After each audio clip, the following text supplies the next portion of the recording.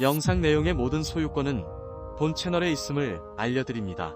만약에 본 내용으로 불편하게 만들면 댓글로 쌀쌀하게 알려주세요. 저희가 잘 읽고 수정하겠습니다. 많이 양보 부탁드리고 감사하겠습니다. 나의 의심은 속삭임에서 시작되지 않았습니다.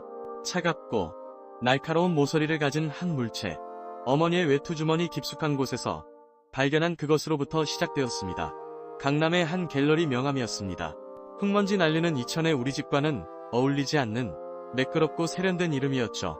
빳빳한 종이의 질감, 차갑고 기계적인 글씨체로 새겨진 MJC 갤러리, 대표 차민준. 그 이름은 마치 다른 세계에서 온 암호처럼 낯설었습니다. 15살의 나는 그 작은 종이 조각이 우리 가족의 견고했던 성벽에 생긴 첫 균열의 소리였음을 까맣게 몰랐습니다. 그날 이후 어머니의 서울 외출은 눈에 띄게 잦아졌습니다. 오랜 친구들과의 모임이라는 이유는 낡은 레코드판처럼 삐걱거렸죠. 아버지가 새로 발견한 유약의 빛깔을 보여주려 할 때도 어머니의 시선은 이미 창밖, 서울로 향하는 길 어딘가를 헤매고 있었습니다. 조용한 이천의 도예 공방, 뜨거운 가마 앞에서 묵묵히 시간을 쌓아올리는 아버지의 세계와 화려한 서울의 불빛 속으로 끊임없이 사라지는 어머니의 세계. 집안의 공기는 그 멀어지는 거리만큼이나 서늘하게 식어갔습니다. 저녁 식탁에서의 대화는 사라졌고 구수한 흙내음과 장작 타는 냄새 대신 낯선 라벤더 향수만이 유령처럼 집안을 맴돌았습니다. 저는 그 향기가 싫었습니다. 그것은 마치 우리 집의 모든 익숙한 냄새들을 지워버리려는 침입자 같았으니까요. 그리고 어느 늦은 저녁, 결국 두 분의 나의 선 대화가 벽을 뚫고 제 방문 틈으로 칼날처럼 파고들었습니다. 깊은 한숨을 내쉬며 당신, 요즘 가마에 통신경을 쓰지 않는군. 흙이 당신 손길을 잊겠어. 3대째 내려온 우리 집의 혼인데 자네 할아버님의 손길이 아직도 저 물레에 남아있단 말이야.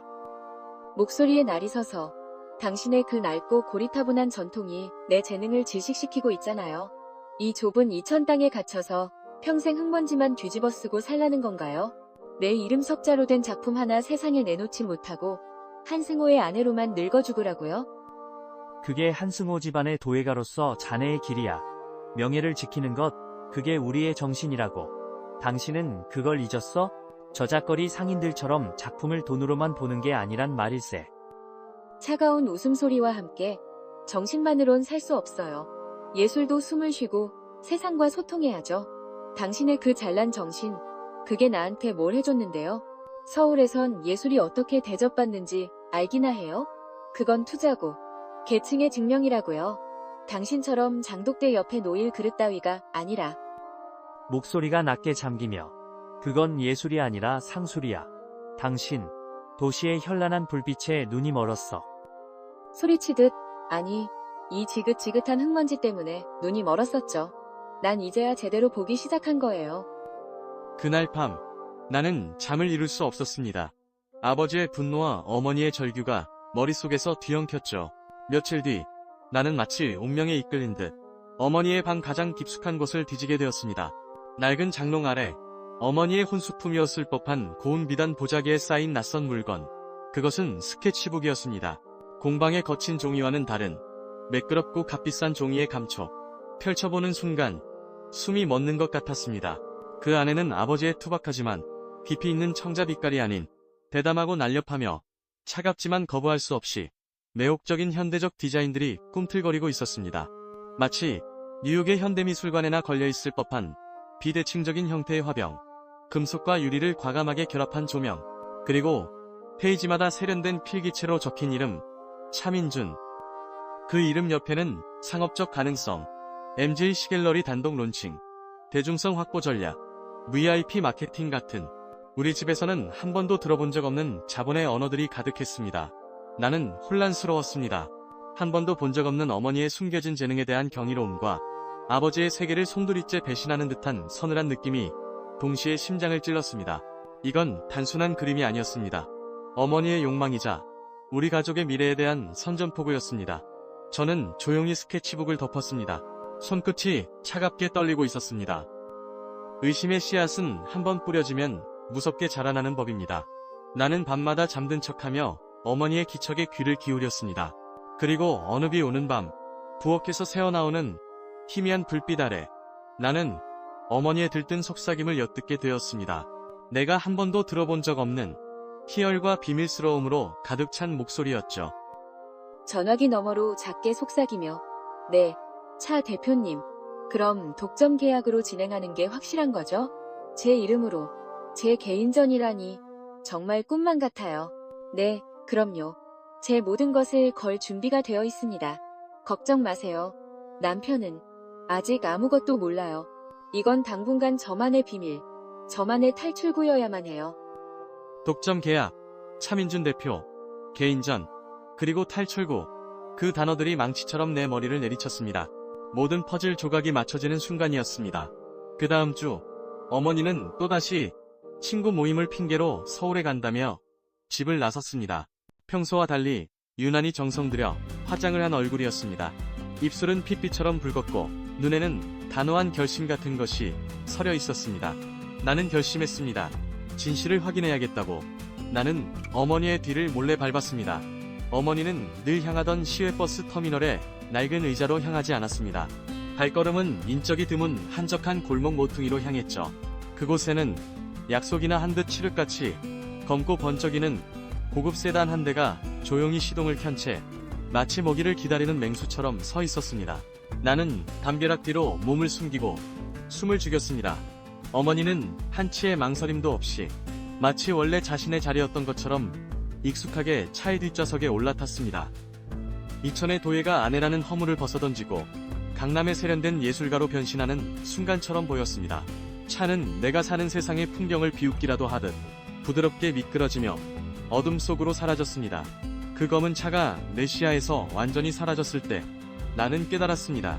어머니가 떠나는 곳은 단순한 서울이 아니라는 것을, 내가 전혀 알지 못하는 아버지의 흙과 불의 세계와는 정반대편에 있는 어떤 미지의 세계라는 것을, 그리고 나는 그 위험하고도 매혹적인 세계의 정체를 반드시 알아내야만 했습니다. 그 차가 향하는 곳에 우리 가족의 운명이 달려있을지도 모른다는 불길한 예감과 함께 말이죠. 제이북, 강남의 벌거벗은 진실. 결심에 찬 떨리는 목소리로 혼잣말처럼 네, 담임 선생님. 반 애들이랑 서울로 현장 학습 가요. 답사 보고서요. 당연히 써야죠. 걱정 마세요. 그것은 내 인생 첫 번째, 그리고 가장 무거운 거짓말이었습니다. 그 거짓말의 무게만큼이나 서울로 향하는 시외버스는 느리게만 느껴졌습니다. 차창 밖으로 평화로운 이천의 논밭이 스쳐 지나갔지만 내 마음은 이미 폭풍의 한가운데에 있었습니다. 혹시 내가 잘못 본 것이 아닐까? 그저 비슷한 이름의 갤러리일 뿐이라고 수백 번도 더 되뇌었습니다. 하지만 심장 깊은 곳에서는 불길한 예감이 뱀처럼 또아리를 틀고 있었습니다. 내 머릿속은 오직 단 하나의 이름으로 가득 차 있었습니다. MJC 갤러리. 이천의 흙먼지와는 어울리지 않던 그 차가운 이름. 나는 그곳으로 향하고 있었습니다. 내 어머니의 비밀, 그리고 어쩌면 우리 가족의 운명을 확인하기 위해서. 강남은 15살 소년에게는 완전히 다른 행성이었습니다. 하늘을 찌를 듯 솟은 유리 빌딩들, 소리 없이 미끄러지는 외제차들, 값비싼 옷을 입고 스쳐 지나가는 사람들, 공기마저도 이천과는 다른 차갑고 인공적인 향수 냄새가 나는 듯했습니다. 모든 것이 이질적이고 위압적이었습니다. 나는 마치 거대한 괴물의 입속으로 걸어 들어가는 작은 벌레처럼 느껴졌습니다.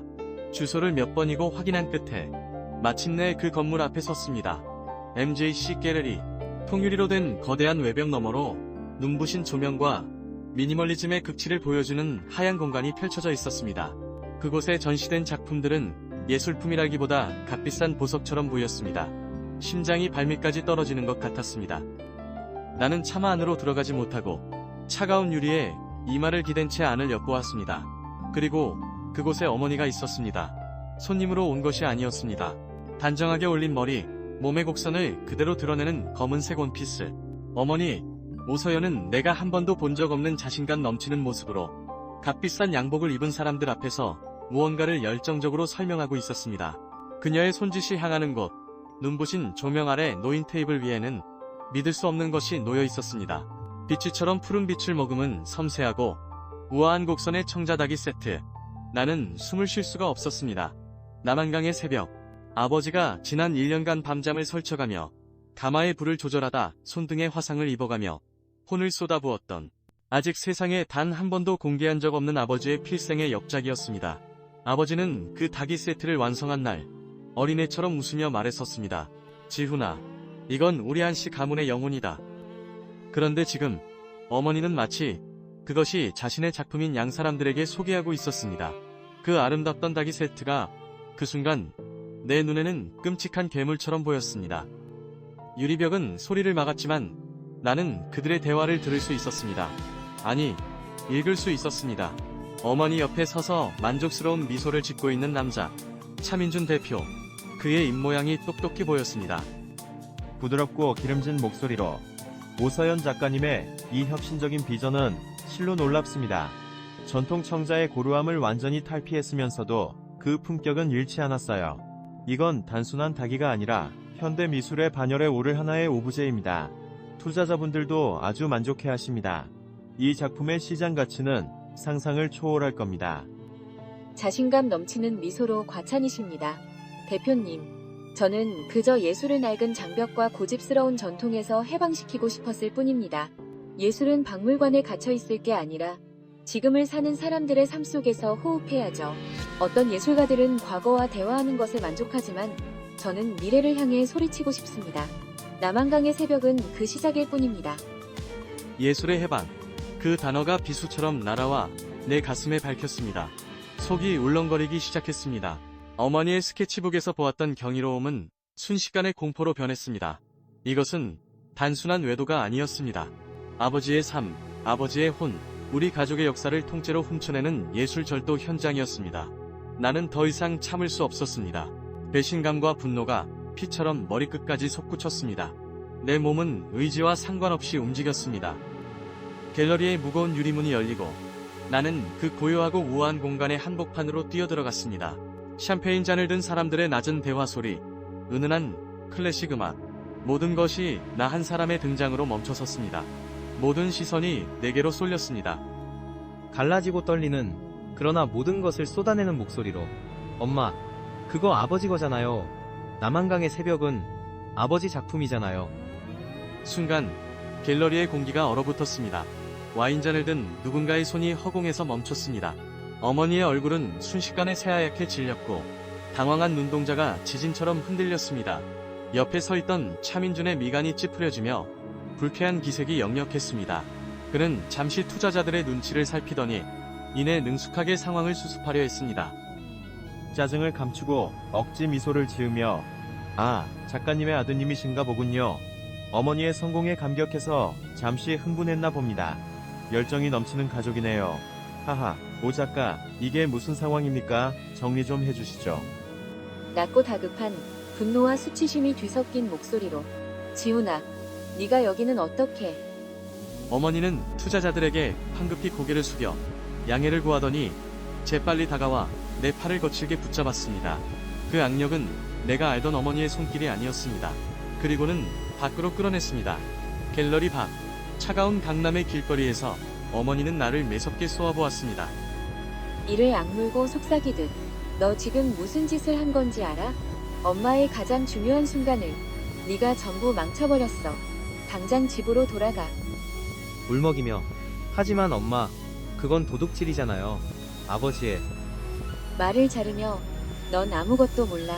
어른들의 세계에 끼어들지 마. 어머니는 길가에 서 있던 택시를 잡아 세우고 나를 뒷좌석에 거의 구겨 넣었습니다. 그리고 내 손에 억지로 구겨진 몇만 원을 쥐어주며 운전기사에게 소리쳤습니다. 그 돈은 마치 내 입을 막으려는 뇌물처럼 느껴져 역겨웠습니다. 2천이요. 최대한 빨리 가주세요. 차가운 눈빛.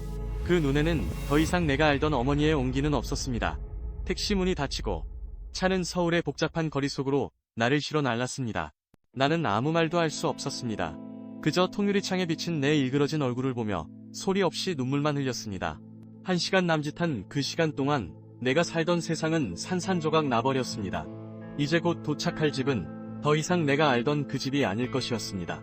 폭풍이, 모든 것을 집어삼킬 거대한 폭풍이 나를 기다리고 있었습니다. 제3부, 산산조각 난 가마.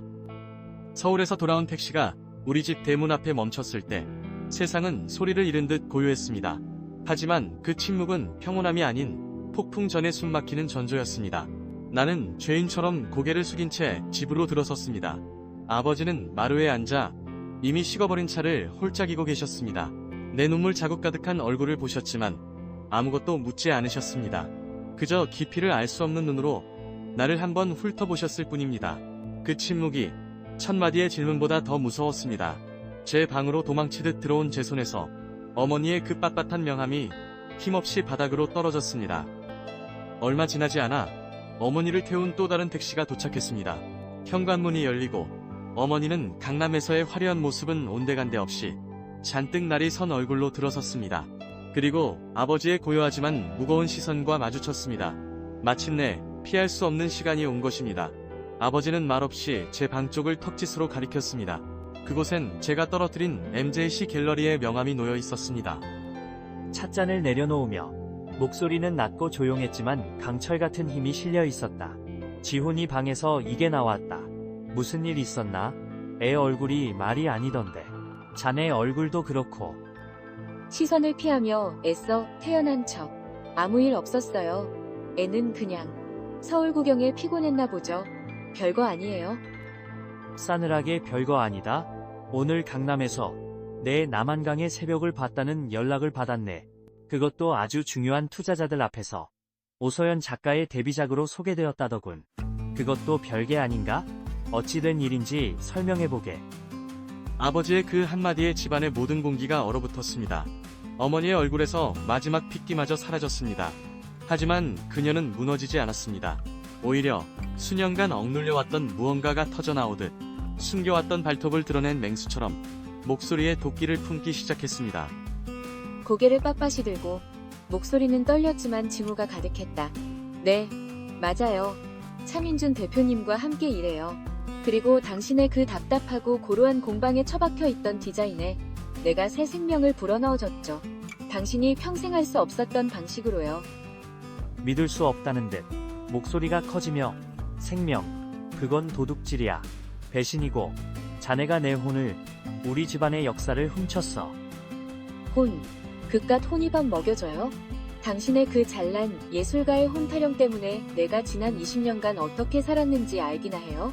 내 이름으로 들어온 해외 전시회 제의를 당신 체면 때문에 거절한 게 몇 번인 줄 아냐고요? 난 당신의 아내가 아니라 당신 작품의 그림자, 당신 가문의 장식품이었을 뿐이라고요. 이제야 내 이름으로 빛을 볼 기회를 잡았는데 당신이 그걸 망칠 자격 있어? 상처받은 짐승처럼 으르렁거리며. 그건 긍지였어. 3대를 이어온 이 가마의 불을 지키는 긍지. 당신 할아버지. 내 아버지가 흙을 만지던 그 거친 손으로 당신을 가르쳤거늘. 그 모든 걸 돈 몇 푼과 그 번지르르한 농가의 하룻밤 연정 따위와 바꾸겠다는 건가?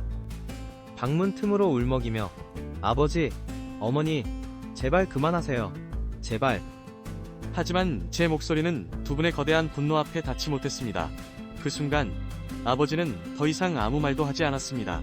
대신 자리에서 일어나 비틀거리는 걸음으로 마당 건너편의 작업실로 향했습니다. 나는 공포에 질려 그 뒷모습을 바라보았습니다. 그리고 곧 정적을 깨는 끔찍한 소리가 들려왔습니다. 효과음, 날카롭게 도자기가 깨지는 소리, 쨍그랑. 첫 소리는 날카로웠습니다. 마치 비명처럼 아버지가 가장 아끼던 다랑아리가 깨지는 소리였습니다. 효과음, 둔탁하게, 그리고 연이어 무언가 부서지는 소리들, 와장창. 그리고 이어지는 소리들은 둔탁했습니다. 아버지가 자신의 분신과도 같은 작품들을 자신의 손으로 직접 깨부수고 있었습니다. 미완성의 다랑아리, 정성껏 빚은 찻잔, 그리고 수많은 시간의 파편들, 심지어 남한강의 새벽의 시제품마저 산산조각 났습니다. 그건 단순한 파괴가 아니었습니다. 한 남자가 자신의 삶과 영혼을 부정하는 처절한 의식이었습니다. 달빛 아래 작업실에서 날리는 하얀 자기 파편 가루들은 마치 조상들의 원혼이 흩날리는 것 같았습니다. 나는 귀를 막고 주저앉았습니다. 방문 틈으로 지켜보던 어머니의 얼굴에도 처음으로 두려움의 빛이 스쳤습니다. 그건 남편에 대한 두려움이 아니었습니다. 자신의 상품이 파괴되는 것을 보는 사업가의 차가운 분노였습니다. 잠시 후 모든 소리가 멎었습니다. 아버지가 작업실에서 나왔습니다. 손에는 흙과 피가 엉겨붙어 있었습니다. 그는 부서진 사람처럼 보였습니다. 하지만 그의 눈빛은 섬뜩할 정도로 차갑게 가라앉아 있었습니다. 텅 빈 목소리로 가져가. 네가 원하는 대로 다 가져가.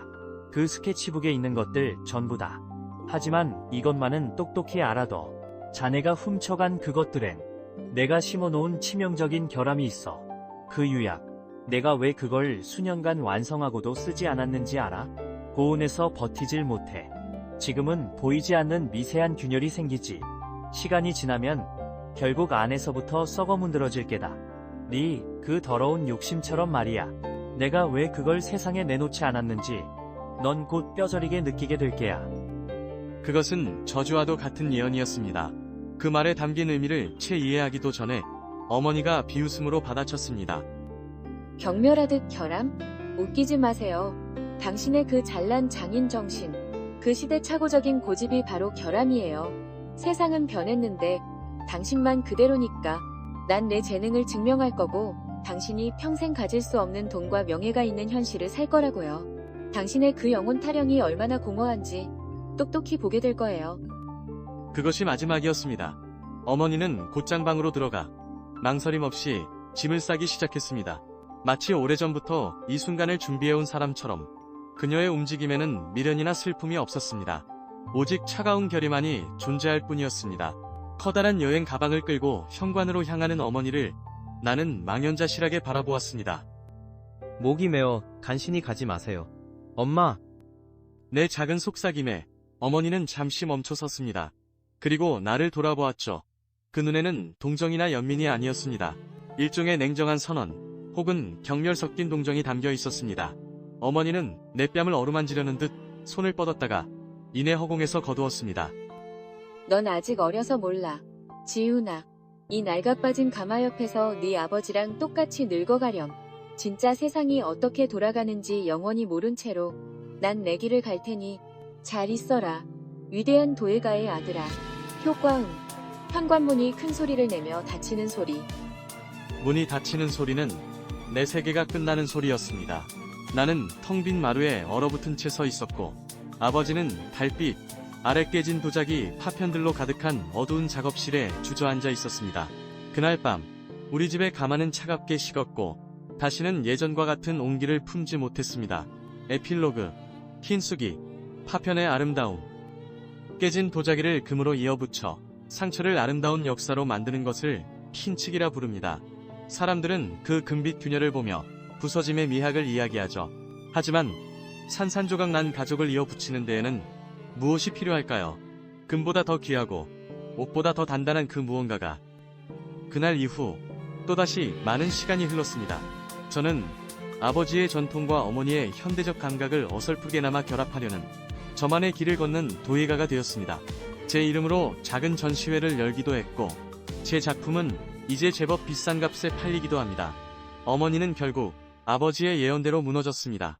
치명적인 결함을 가진 그녀의 브랜드 오쉐르는 화려한 시작과 달리 수많은 불만과 소송 속에 결국 파산했습니다.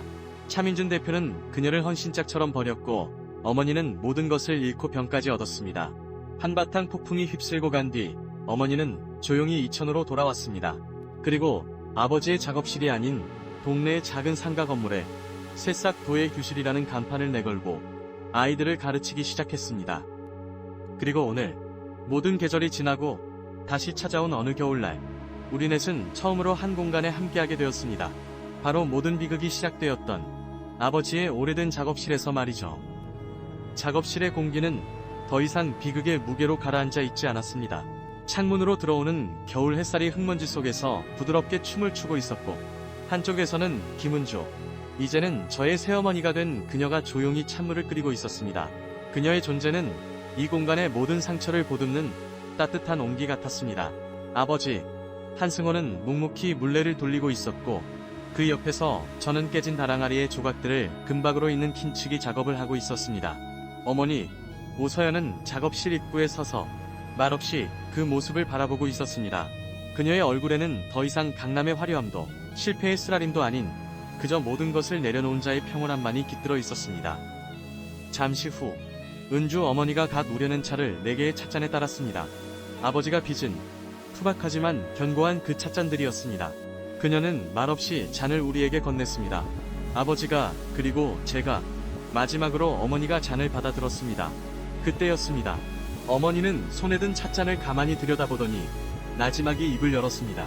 그녀의 시선은 제가 작업하던 화려한 킨치기 항아리가 아닌 아버지의 손길이 담긴 평범한 찻잔을 향해 있었습니다. 아주 조용하고 진심 어린 목소리로 당신이 빚은 찻잔의 저 유약빛이 여전히 세상에서 가장 아름답네요. 아버지는 물레를 돌리던 손을 멈추지 않았습니다. 그저 아주 천천히 한 번 고개를 끄덕였을 뿐입니다. 그것으로 충분했습니다. 그 어떤 사과도 용서한다는 말도 필요 없었습니다. 수십 년의 애증과 오해, 상처와 후회가 그 짧은 침묵과 단 한 번의 끄덕임 속에서 눈처럼 녹아내리고 있었습니다. 저는 깨진 조각들을 이어붙이며 생각했습니다. 우리 가족은 결코 예전으로 돌아갈 수 없을 겁니다. 깨진 도자기가 완벽했던 처음의 모습으로 돌아갈 수 없듯이 말이죠. 하지만 시간과 이해라는 금빛 옷으로 그 상처와 균열을 메우자 전에는 없던 새로운 무늬, 새로운 아름다움이 생겨났습니다. 어쩌면 가족이란 완벽한 형태를 유지하는 것이 아니라 부서졌을 때 함께 그 조각들을 주워 담고 서툴지만 서로의 상처를 기워줄 용기를 내는 것인지도 모릅니다. 그 금빛 상처야말로 우리 가족이 함께 통과해온 시간의 증거이자 다른 누구도 흉내낼 수 없는 우리만의 역사가 될 테니까요.